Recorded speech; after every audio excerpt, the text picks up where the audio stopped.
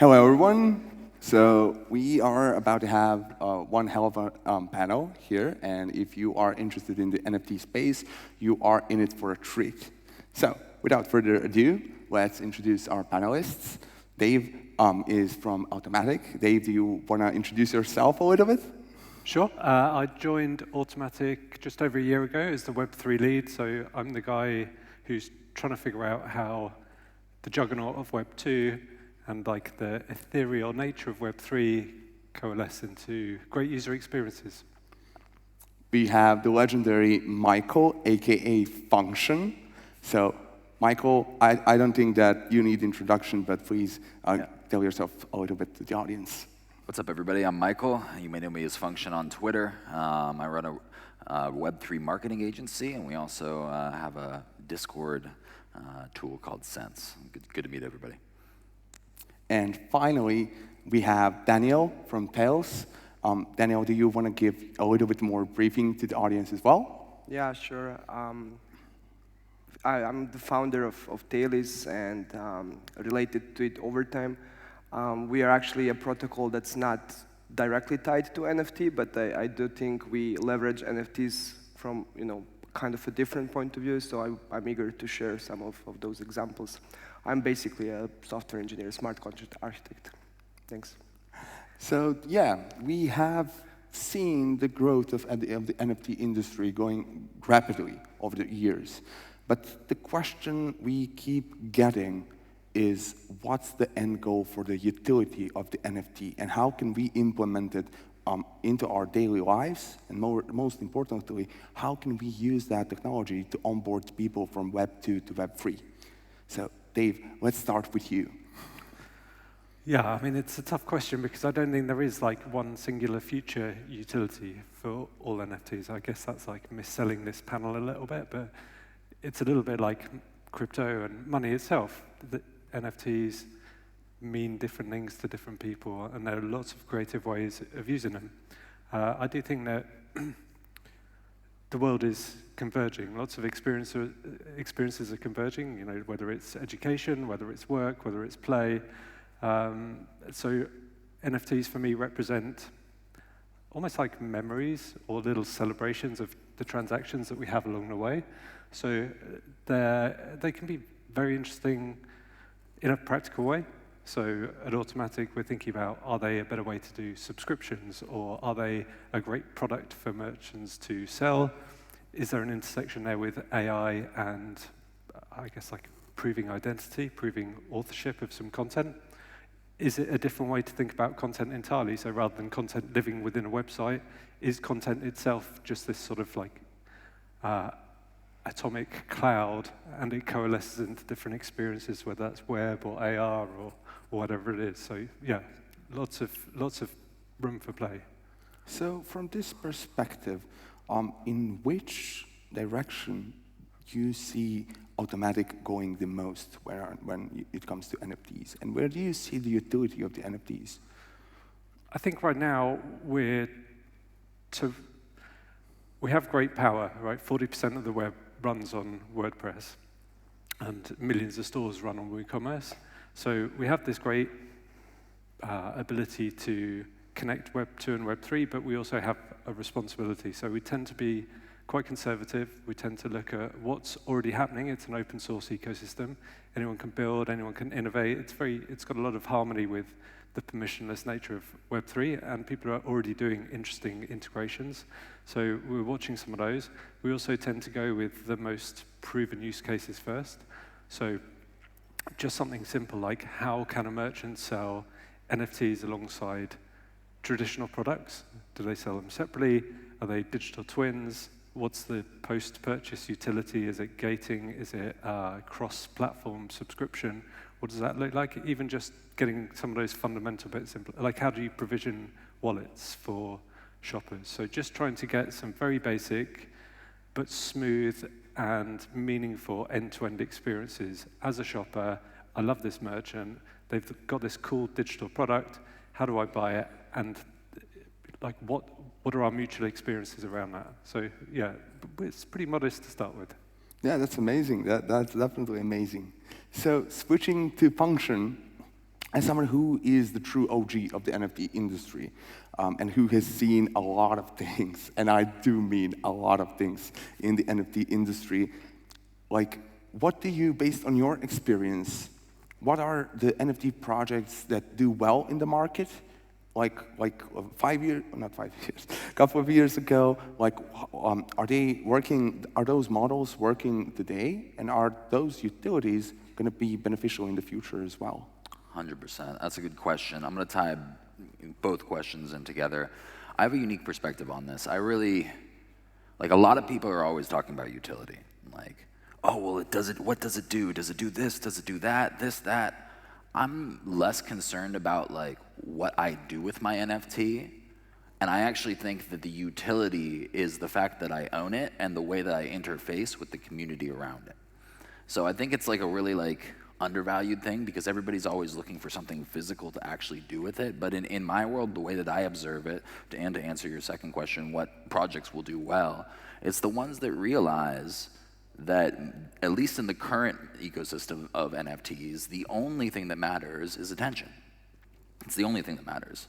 And how that attention is utilized in order to congregate people, and how inspired those people feel to self-congregate, self-organize, is how, quote-unquote, floor prices go up. It's how, like, you see sappy seals 90% of the time when you log on to Twitter. And I find it to kind of be like an existential dilemma that the NFT industry is in right now. Is I do see the potential to be utilizing NFTs for key card access, for tickets, all of those different things. But we're just starting to interface with the technology, and the only thing that people care about is congregating together. And I think that's not just enough, it's more than enough. Like, it's actually the real utility of NFTs is to bring people, especially during COVID, like when people are segregated and stuck in their homes, to have people, to give people an access point to connect with each other in a digital world, and to be able to experience what it's like to interface with this entirely new Web3, like, chaotic industry together and try to figure it out together. Like, that is utility. Like, that's honestly the most important utility, because no one here in crypto can do it alone. It's just a fact. Yeah, so here's another question. If you had an opportunity to start, like, okay, you did tons of really cool things in the NFT space, but if you, like, said, today I'm gonna start a new NFT project, what would your focus be? Would you focus on building the community? Would you focus on creating the utility for the community? Like, what would be your secret edge, so to say? Well, for me personally, I'm very passionate about DAOs. So I'd probably have a unique angle about, like, creating DAOs, or, like, doing some sort of experiment to figure out how to self-organize people. But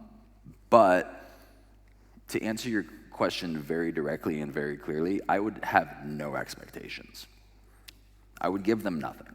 And it's what I've done with all my NFT projects. It's like, you are joining this, like, I'm not going to make you a promise of what's going to happen. I might have a mind map of some ideas and some things where we might go, but I understand that, like, in crypto, you have to be able to, like, pivot instantly. And if you're over-promising to a community, it almost puts you in the corner where you don't have the capacity to pivot. And if you don't have the capacity to pivot in Web3, you're just not going to make it. Like, you have to be able to constantly move and adjust to the way that the ecosystem's moving. I mean, if you look at it, Bitcoin ordinals weren't relevant 3 months ago, you know? And now the majority of Solana projects have created derivatives on Bitcoin of their own ordinal projects. They're pivoting to the way that the ecosystem is moving and navigating, and I think it's, like, one of the most crucial skills that founders can have. And they box themselves in the majority of the time when they make way too many promises to the community up front. And they do so out of insecurity, you know? Well, I want to sell this out, I want to make sure that everybody likes me and that everything's going well. But, like, if a founder, like, one of the better founders in the space that I've observed since the beginning, Frank from DGods, one of my good friends, like, he just doesn't really give a fuck. He does, he cares, but he's not going to, like, and what I mean by that is he cares, but he's not going to change his perspective or his opinion based upon the guy with 50 followers talking shit online. A lot of founders will waver in that, and so that's kind of my answer. You gotta just stick to your guns. That's brilliant. I love it. I love it. So, Danijel, tell us a little bit about where, and I mean, you are kind of indirectly involved with the NFTs. So how did you come up with that idea, and like what moment was like crucial for you to say, okay, look, like let's start implementing and playing around with the NFTs, and what use cases did you explore on that journey? Yeah, definitely. I laughed a bit when you talked about pivoting, because I think in the 2 years since Talis has been, has started, we've pivoted more than I can count, definitely. Part of our journey did have to do with NFTs and how we leveraged. That said, we aren't directly an NFT-oriented project, but we did experiment with some interesting concepts of it. I think one I'm most proud of, and I'm actually baffled that no one else is using it in such a way, it's directly tied to onboarding users. NFTs are actually smart contracts. Like the NFT standard, it gives you the interface, which is like free methods, but it actually doesn't stop you to leverage everything else that smart contracts and the technology has to offer. We've taken that idea, also, I'm just spitballing here, but I'm kind of troubled with the NFTs being stored centrally. Like the art itself, the JPEGs are like many times actually stored on AWS buckets or wherever, like sometimes on IPFS, but even that is arguably not as decentralized as just storing it on the chain itself. And with the optimistic rollups, with the L2s, in the future L3s, gas has become dirt cheap, and I do think we should strive towards actually storing NFTs and the art on blockchain. Anyway, back to how we leverage the NFTs. We actually have this concept of, I mean, we don't have it, it's a standard, the dynamic NFTs that can mutate, which you render on the blockchain. You actually write SVG code inside of smart contracts, and they actually mutate and represent the state of the NFT as it changes. We did things such as vouchers. We are essentially what you could understand as a sport book, but with Web3. And onboarding users is very important. Referring friends is very important. So you can actually take, say, 50 USDC. You actually mint an NFT voucher with it. You can send it to anyone. It's a pretty, and what you get implicitly with that is you get referral, which is tied on-chain via smart contract. Other things we did, we had this very fun, Squid Games was a thing at the time, and we did this like battle royale, because we are a binary options protocol, so you guess the price of, let's say, Bitcoin, does it go up or down? So we did this battle royale where we have 6 rounds. Everyone chooses up and down. It's sudden death. You miss, you're done. But when you, let's say, log into the game, you get your, same as Squid Game, you get your number, and this means an NFT that actually is represented by an image that renders itself as the state change. If you die in round 1, the image says X, you're done. If you make it to round 2, it says you made it to round 2. And what this does, it gives you a secondary market, like an OpenSea, when you can trade and you get, like, you identify the state. You know if this guy made it to round 3 and he's telling you his entry, you come, it's a swap. Like in wrestling, you tag him. So anyway, I don't want to go on a rant, but yeah, those are some use cases.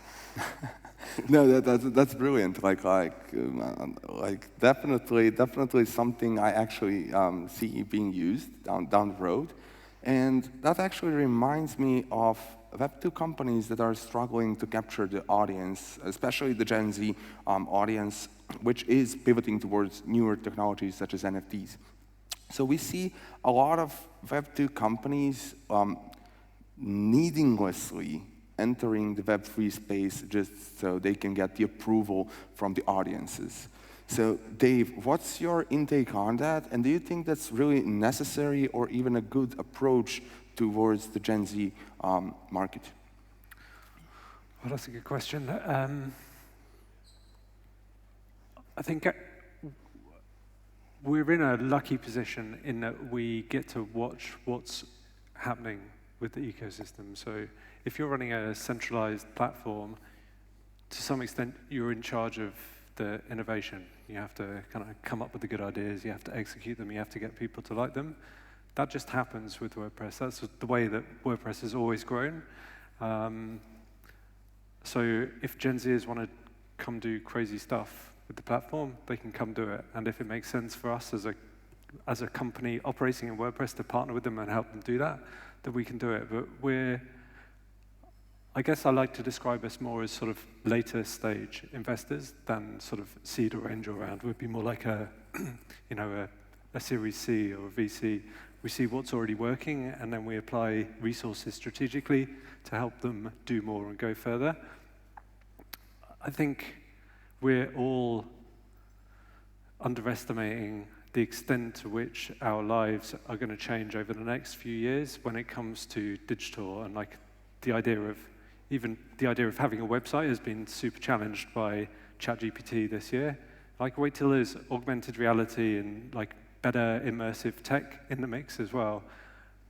I don't even know whether Gen Z are going to know what's hit them with that stuff. So like we're now all like the Red Queen, right? We're all running as hard as we can to keep up with what's happening around us and figure it out and explore together. And I think that speaks to Fxnction's point, which is like these are technologies to help people connect and figure things out together, like whether it's for fun, whether it's for work. We're, as people, like learning how to use the web. You know, we've gone from becoming like an individual animal to a super colony, like a superorganism. That's like we're closer to an ant nest now than we are to, a beetle. And we're just figuring this stuff out. And I think NFTs and the communities around those are just one of many ways in which people are playing, exploring, having fun, finding like-minded people. It's about opting in to folks that you connect with, that think well together. And it's those emergent communities, like with no agenda, with no set outcome, like that's the only way that you can face this uncertain future and have any chance of success, is to expect chaos and complexity and change and find other folks who want to play in that place with you. Right. Well said. So Fxnction, what's your intake on it? I mean, what's that? What's your opinion when it comes to, and do you think there is a need for it, first of all? And secondly, do you think that's the right way to approach younger generations that are adopting NFTs by, like, my point is, like, do you think that Web2 companies are necessarily switching to Web3 just to adore and capture new younger generations that already adopted the NFT without the actual need for the NFTs? Yeah, I mean, when something gets so much attention, especially in the media, it's just, and especially in like the financial sector where there's so much capital flowing into something, it's just an immediate assumption to me that like general companies or any like sort of media brand will start to chase that. I've worked on a couple celebrity projects myself with Ratio, our marketing agency, and it seems to be the most common misconception to me, especially working with celebrities when they're launching their own NFT, that it's just a gap of education. You know, like when we're working with Logan Paul or Tory Lanez and they're launching an NFT, they still think they're selling merch. you know, they still think they're selling a T-shirt. And to a degree, like if you set up the expectations correctly, maybe you could structure it that way. But the benefit and like the real potential of what's being built here is for those type of people, celebrities, brands, to actually build something that's sustainable. And not just sustainable, but allows their brand to, like this was the thing that I always saw when we were working with like Logan Paul, me and my boy Sam and Tory Lanez, like they want to be connected to their fans because they know that's where the value is. But at the same time, their social hierarchy also brings them value. Like the fact that they're on a social hierarchy spectrum above their fans is why they have fans. And the more like the way the world's going, in my opinion, the more that that occurs, like the less people like pedestal those type of individuals, the less they care, the less they see through the mask, they see through the facade more. And that's what I was trying to educate these guys on, is like, this is your opportunity to actually like level yourself out and to like bring yourself down or bring your fans up or whatever it needs to happen so that you're on the same level. And I actually think that their brands would be more successful if they were able to like accomplish that and connect there. And so that's the major opportunity for it. But it's just such a big disconnect in the education, because like the last bull run was all about NFTs. So much money's flowing in. Why wouldn't celebrities come in and launch something really quickly and make $5 million? It's a lot more than their movie they just made. You know, it's a lot more than the 20 YouTube videos he just put out. And he can do it in 30 minutes and in a couple hours, you know. And it's all part of the process too. Like, I think a lot of people demonize that and villainize it, but like I honestly look at it as a good thing. It's like, that's how attention got here, that's how more money got here, and we're all in a bear market now, and we all know that the money's not there, but the people that are here and sticking through it are the ones that have hopefully capitalized a little bit financially on that, but B, been inspired enough to utilize some of that capital to grow and build whatever they want to build.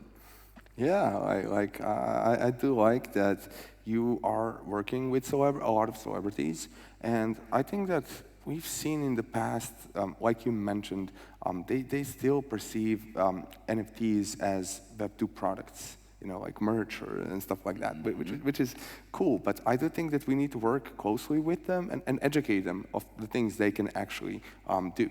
Exactly. So I gotta hear your opinion as well, Danijel. So, do you also, what's your opinion when it comes to Web2 companies trying to switch to Web2? I think it's, I'm conflicted, per se. I mean, the attention is good, right? It gets, you know, it gets more recognition, more people hear about NFTs, crypto, maybe some of them tap into deeper. But, you know, having said that, lots of, not just companies, celebrities per se. I'm gonna take the example of Sir Anthony Hopkins, who I admire the most, but like he got into NFTs, launched a collection. The attention is good, but it actually focuses people on parts of blockchain that aren't about permissionless, about trustlessness, about smart contracts per se. So yeah, kind of conflicted. I do think the way forward for, you know, the technologies to get integrated on a much deeper level in our day-to-day lives, not replace banks per se, like talking about DeFi, but actually become integrated, like no smart contracts, the trustless execution. And yeah, maybe NFTs and just, you know, riding the hype are the way towards that. And like you said, get more funding, get more budget, and actually leverage that to, you know, make something more substantial. So here's a question for all of you. How do you think that we can bypass the momentum where the only incentive is the financial gain? So how can we, like, what would that be from your perspective, Dave? How do you bypass? I mean, I don't think you can ignore it. For me, it's about how do you use it? You know, it's a force in the world. It's part of human behavior.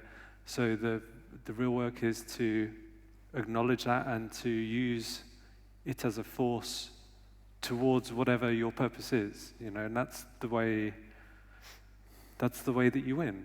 You know, you align incentives and you create an environment which is supportive of progress towards your goal. And I think that's where I get really excited about Web3 as a possibility, because it really allows us to go, I guess, like back down the stack of human values and like, what is it that you care about?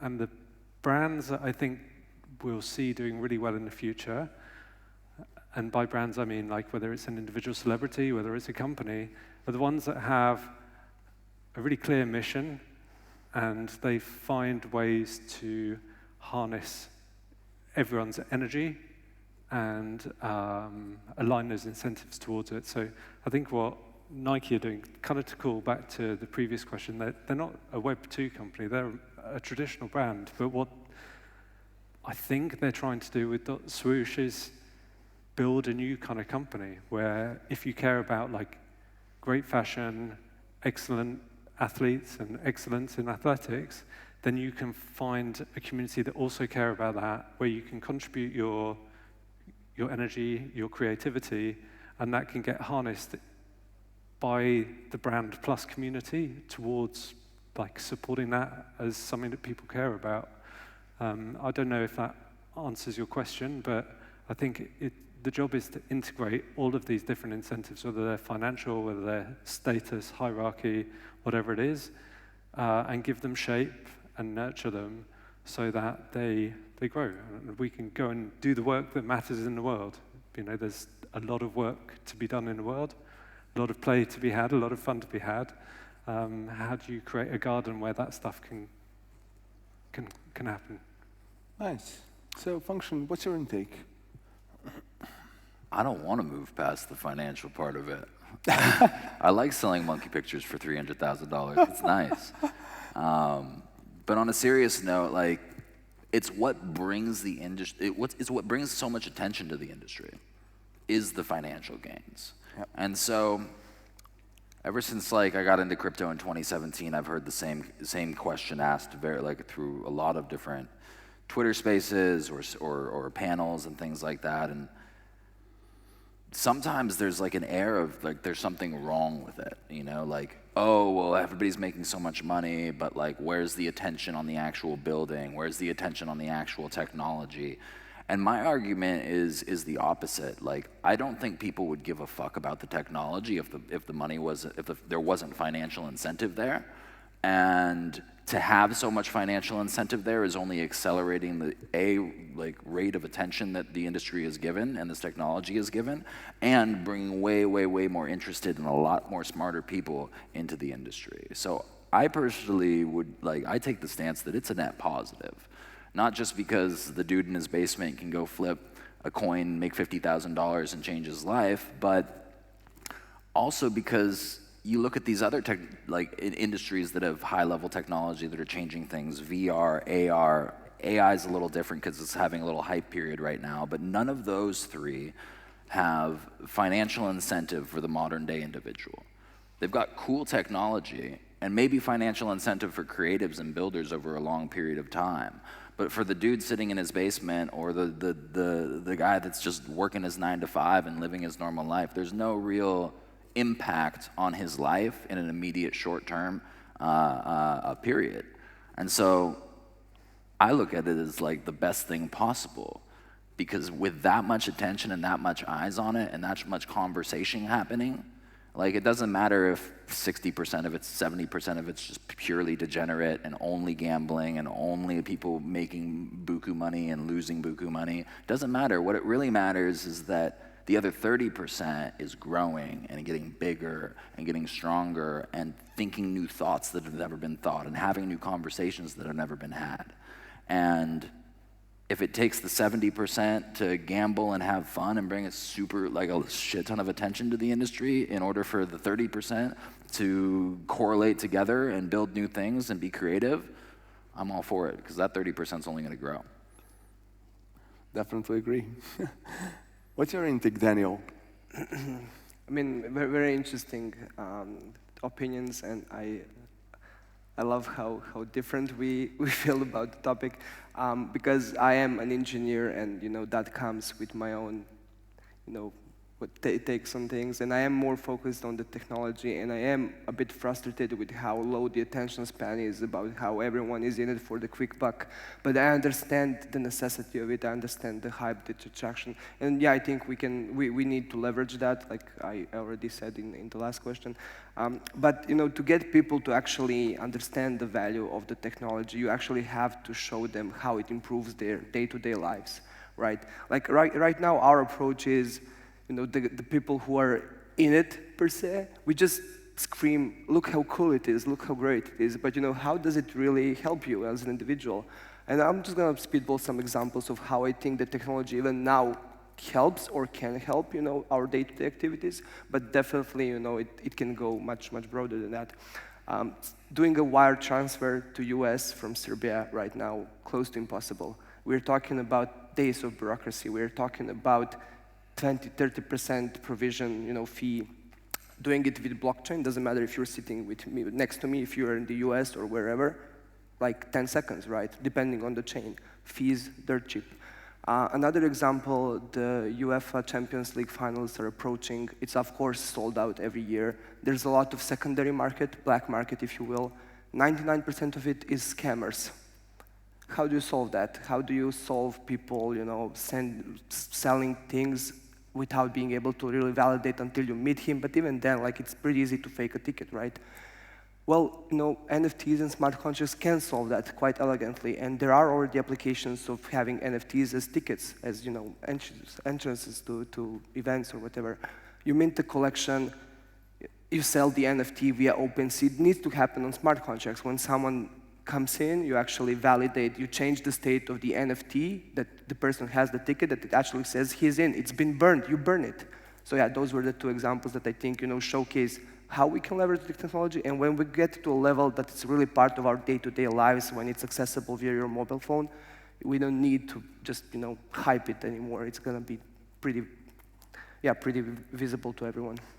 So here's a question. How do you think that onboarding process from Web 2 to Web 3 is simple these days? And how can we implement NFT technology in order to make the onboarding experience more smoother? I mean, it depends what your end goal is. I mean, I think what Reddit did with their digital collectible stuff was it was very slick, it was very seamless, there's no mention of the technology, and unless you work in the crypto industry, you don't really care about the jargon. What you care about is is that cool? Do I want it? And Reddit did a great job with producing the artwork. They did a great job of marketing the thing, and then they made it super easy for people to get involved. And they have this social network that's part of their platform already that meant that it was self-propagating, and that suited them really well. I just think we're in a very experimental phase. There's a lot of noise. I think the innovation's not clean, right? It's messy. There are hackers, there are thieves, there are scammers, there are genuine builders, and we're I personally and us as a business are watching to see what signal emerges from all this. What is the best way to onboard people to Web3? Will people ever even know or care about crypto and Web3, or are they just going to have their Stripe thing now has a bunch of their digital products in it? When they go to their Shop Pay account, they've now got all these digital invoices and access tickets. Is it just that the instruments that they already use now suddenly become, well, not suddenly, but gradually become more and more useful, and as we layer in AR, actually they can wear that thing that they bought as well in the metaverse. So I don't think there's one utility. There's not one right way to onboard. It's very context specific, and it's what you're trying to do as well. If you're a Web 2 brand that's just trying to make a bunch of money, you're probably going to end up being a little bit more explicit about it. If you are just playing around with lots of different technologies and there are business purposes for which these technologies are a better fit, then probably they're behind the scenes, and the experience is less obvious that you're going from one world to another. So people talk about this transition. I just think it's it's additive. There are now just more things going on, and people are going to slip in and out of that, as makes their experience online easier and more seamless. I don't have to set a bloody cookie preference on every website I go to, because I've got a first-party data profile that I take with me. Every website sees that and accepts it. That's a better user experience, and people will adopt that, but they won't know that that's a Web3 identity and a Web3 data profile. It'll just be a wallet that their browser manages. So yeah, not just one way, lots of different ways. What do you think about it, Fxnction? I actually don't think it's our responsibility to onboard people onto Web3. That's an interesting... I know a lot of people are view. what are you talking about? Yeah. What I mean is I think it may, if you choose to, you can hold some responsibility in educating people about Web3, educating people about crypto. But it's first off, it's every single individual's personal responsibility to make the decision to step into the chaotic world that is Web3. Like, there's no other way to do it besides making your own decision, and that's the point that I'm really trying to make. And second off, sometimes, at least in my observation of the space, when that is the goal, you don't get the goal, right? It's like the thing that you're looking at, and every time you look at it, it's not there anymore, or it moves, you know? It's like the goalpost constantly moves the more you look at it, and I think that's like where a lot of people get stuck in the Web3 space, is they're like, well, we need to onboard more people. Not really. Like, the onboarding's happening.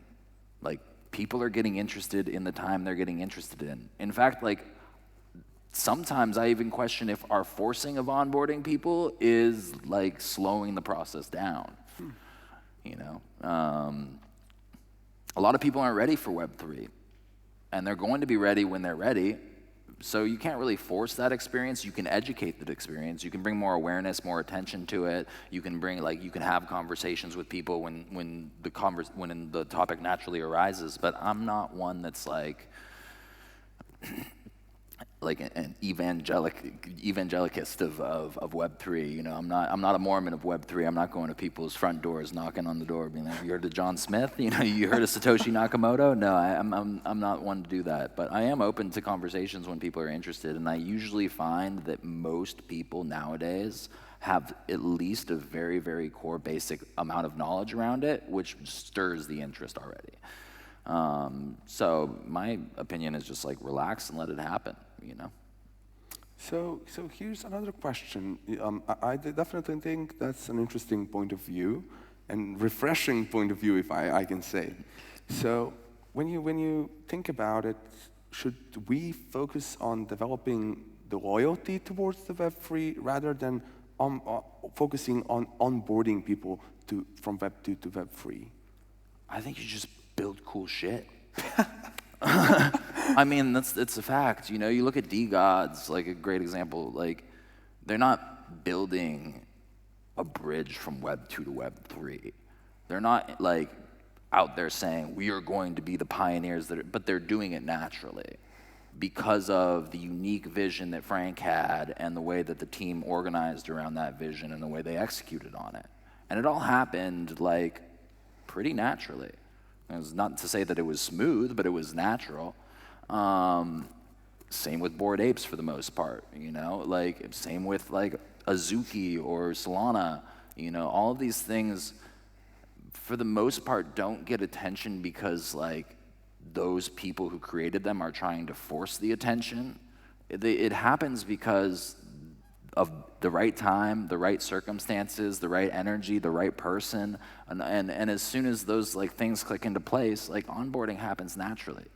You know, you get Carmelo Anthony and basketball players wanting to wear DeGods hoodies, you know, because it is the thing that became popular now because of a certain set of circumstances that you just had to be in the moment to connect with.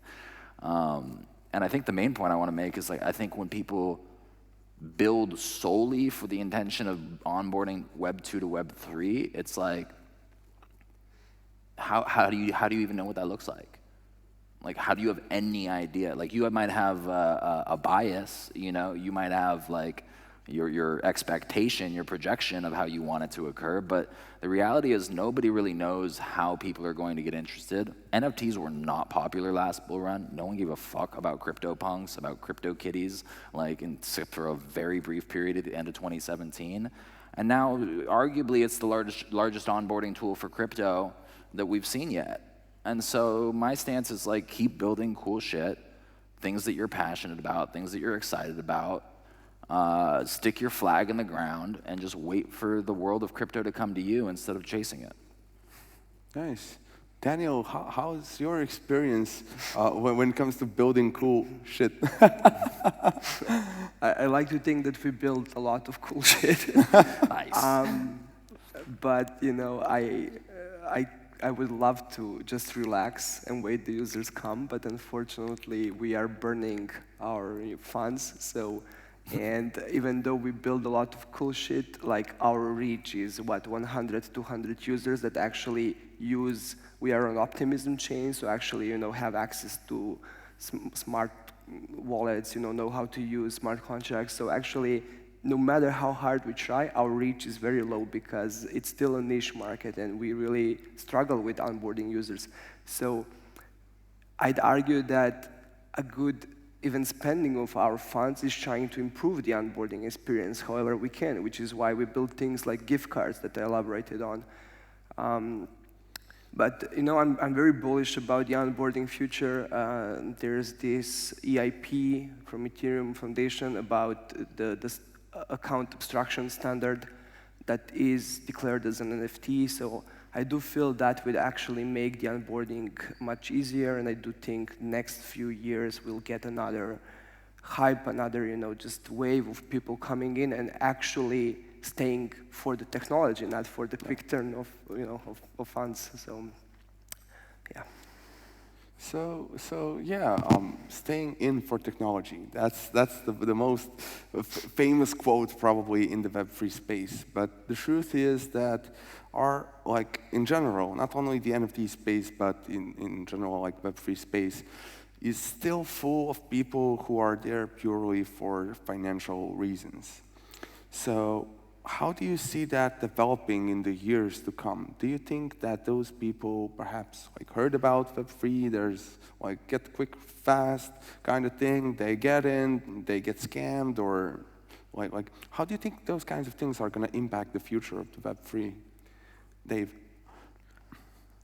I mean, money's as old as people, it's just the money for the internet. And we're figuring out, nobody's prepared for the internet. Nobody's prepared for every human to have a smartphone in their pocket. We're blowing up thousands of years of institutions and culture and civilization and everything else. We're all just trying to figure out what that means. Money is not the root of all evil. Love of money is the root of all evil. So people need money, and the more that we rely on digital to put food on our family's table and to connect with each other and to build cool shit, the more essential it is that we have money that is supportive of what we need out of it, to be there, to not get rugged, for it not to get devalued, for us not to be controlled by a panopticon CBDC. I mean, but again, money means so many different things to different people. It's so circumstantial, it's so subjective, and that's why I love this space, because there's something for everyone, and what you need, your relationship with that money, with this tech over time changes as well. What mood are you in? What are you trying to achieve? What are your circumstances? I just think it's the very first principle is it's the internet's money, and we are the internet's people now. So what we use from there, how we use it, let's go and figure that out. Function, when it comes to figuring it out, how far did you get? How far did I get? Still figuring it out, man. Still learning every day. But to feed off of your question, off of your answer as well, I think what really is going to happen is the people that are paying attention the most, participating the most, and are the most engaged are just going to become fucking savages. And what I mean by that is crypto as a whole, and what I've always seen it since I really entered in 2017, is part of its purpose on this planet is not just to change the financial systems and do all of that on a broad level, but actually to change the way that you think about money on a micro level as an individual. It takes you from what I call the fiat paradigm, the paradigm where you're constantly calculating how much you can afford, how much your time is worth, all of these different things. It gives the individual who chooses to participate and engage on a high level the capacity to completely shift and alter the way that they interface with money, which is, for a lot of people, a large majority of how they interface with life as well. And what I mean by that is you're moving from a fiat paradigm of a paradigm of scarcity per se to one where really there isn't any scarcity. There's just purely abundance and a lot of abundance and a lot of opportunity of like all over the place. And for the people that are attuned enough, sharp enough, and attentive enough, it really can alter like the base core structure of like how most people interface with money, which is from a place of scarcity. What about you, Danijel? I think you are really qualified for this topic, given the fact what you do. So, what's your intake on that? I mean, first of all, I think we are all qualified, but from different perspectives, which I think brings value to this panel as a whole. Like I kind of tapped into it. I think we ultimately just saying, please use blockchain because it's cool would not suffice. Like you need to show the people why it's actually superior than to using the Web2 alternative. The best, I think explaining by example is the best approach. We are, in a nutshell, a sports book, sports betting, if you will. We want to be competitive with Pinnacle, with DraftKings, locally against Mozart. So how do we compete with that? Like they have 1000x the funding, the infrastructure already established, the marketing, the reach, the ease of access. Well, there are arguments we can use. First of all, is the trustlessness. I don't know, maybe in Serbia it's not the case, but I've heard, globally, especially in US, a lot of people get banned from betting, or the bets aren't paid out, they aren't collateralized. So you could bring that value with the smart contracts that actually it's, everything we offer is 100% collateralized. So the funds are sitting in the wallet for you to claim. If you win, if not, they are returned to the house. There's no banning. You cannot ban anyone in crypto, right? You cannot stop. I mean, if you are Circle, you can blacklist people, but we don't do that. We have immutable contracts in that aspect. I mean, lots of other things, but yeah, like in a nutshell, you need to make your product better. You cannot reach everyone. Some people are just happy with the Web2 thing, but there are people who appreciate, and that's how you get the stickiness level, because actually you offer something superior. So using the technology as it's intended, the smart contracts, the trustlessness, using it to replace the human counterparty, the counterparty that can rug you, I think that's how we're gonna get to the stickiness in the next few years. Nice. So a lot of people here are already aware of it, but gaming in Web3 is becoming a hot topic. And we've seen a lot of capital, VC capital, being deployed towards the Web3 gaming. So let's kick off with that a little bit. Like, where do you see Web3 gaming like right now? And where do you see it going forward? People try and differentiate like gaming from everything else. Like it's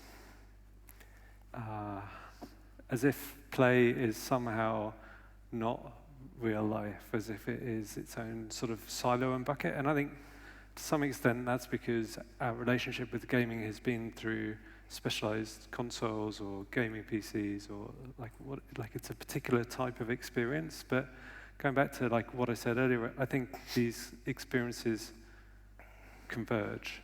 So the communities, the friends that you make, the play that you have within what's at the moment a gaming experience is just going to start transcending beyond that. And really, gaming is a way for us to act together, like to transact. And one of the principles that I use when trying to figure out is something good for WooCommerce, is it's good for WordPress, is like those projects are founded on open source. And open source is about 4 freedoms, 4 very explicit freedoms. And so I spend a lot of time thinking about how is freedom relevant in this new disruptive context of the internet with crypto, with everything else? And it's about the freedom to transact. It's the freedom to act across and together. Like, we don't matter individually so much as we matter in our relationships with others. And I think gaming is just a really intense and focused, very structured way that we act together, as a team to go and beat that boss or achieve that quest. And, you look at things like Layer 3 or Galaxy, I never know how to pronounce that. They're kind of like quests and challenges, but they're also learning, but they're also like earning some money or helping you to learn professional skills. So I think it's that property of crypto and blockchain that like makes things open and makes things permissionless and allows us to take all of this activity, all these relationships that happened within this gaming context and apply them to any context, to a financial context, to a community context, to a professional context. So that's what I think it is. It's just like another way for attention and collaboration to grow. And then, more importantly, it's a way for us to like break out of that silo and build into the world. That was a bit of a rambling answer, but hopefully, hopefully you all stuck with me. Where do you see it going on? Right now, it's just really in an immature phase, and rightfully so. It's nothing wrong with it. It's just people are building games that nobody wants to play for the most part. There's a couple out there that I've played around with that are fun and interesting, but for the most part, it's spend 20 minutes in it, then I'm done. Or play the game with the intention and of making a financial gain from the game, which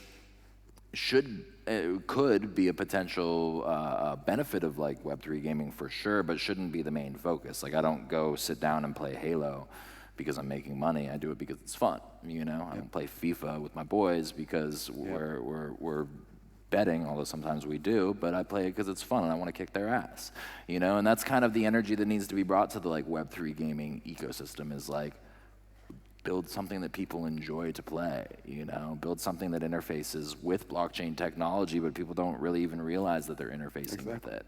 And that's a great way to educate people, because the gamers are the people that get it the most. They already sell CSGO skins for $100,000. Somebody just unboxed one yesterday. It was like $37K he got an offer for. It's not even an NFT.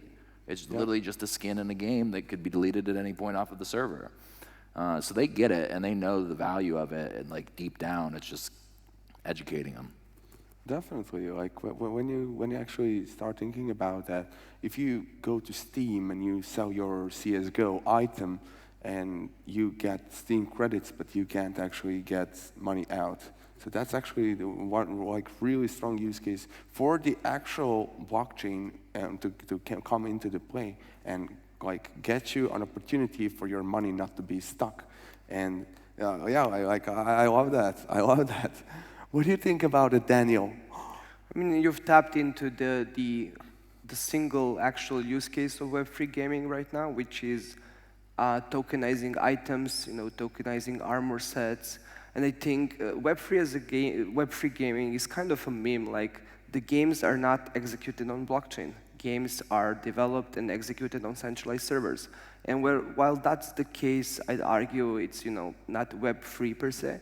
The Web3 aspect of it could be like I said, like you gave an example, like I said, so items, even players' avatars, and you could tie everything to that player avatar, to your identity, like the items you have, the armor, the whole inventory aspect of it.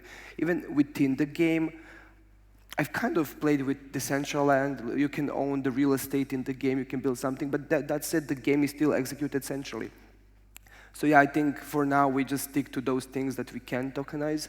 And I do think tokenizing items is a really good use case, because you gave the example of CS:GO. Like, you see something as legendary, but it's actually just as rare as the centralized game designer decides it to be. Like, he can create a new one. He can but with blockchain, if you actually mint an NFT collection representing a legendary set of items, you know there are just 5 of them. You know who owns them. You can trade them on OpenSea. So I think that's the use case for now.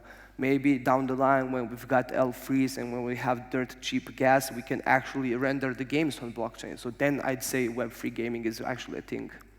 Absolutely, absolutely. So with 7 minutes left of the panel, I want to use this time to let you engage with an amazing speakers that we have today. So please, if you have a question for any of our speakers, feel free, or all of them, feel free to raise your hand, and yeah.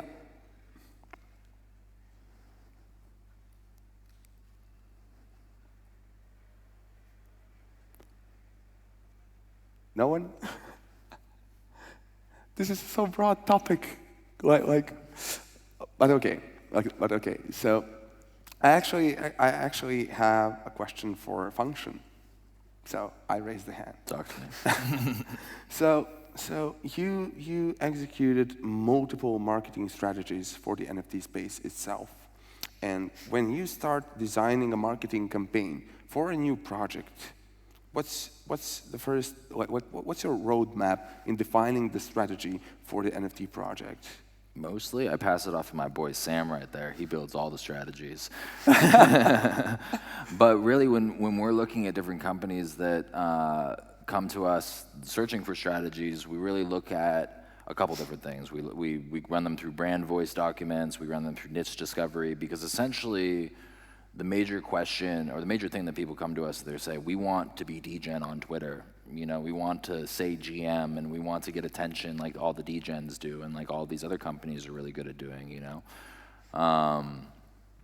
And we ask them, okay, cool, like how degen do you really want to be? You know, because Sam has run Animoca brand subsidiary accounts all the way over to Radio Shack. You know, me on Twitter probably because I'm trading some crazy NFTs or made some dick jokes and got a lot of attention there. So we have the capacity to go extremely degen, which can get attention really, really well, or scale it back a little bit. So a lot of our process is working with the company to figure out what it is they actually want, how they want to communicate with their audience, and how you can at least tie a little bit of the degen nature into it in order to connect with the community. It really does become the largest question, because if you're building a product or have a service or anything like that, you can tweet all day about it, but unless you have the capacity to connect with the people that care about that product and know like how those people interface with each other, then you're gonna have a very, very hard time if you don't understand that interfacing and getting into the community. We've been like built and raised in it. We know how to do it very, very well, and it's not hard for companies to do that if they have like the right touch and the right guidance. So yeah, like you actually launched Sense. It was last year, wasn't it? Yeah. So the fun use case that we actually use Sense.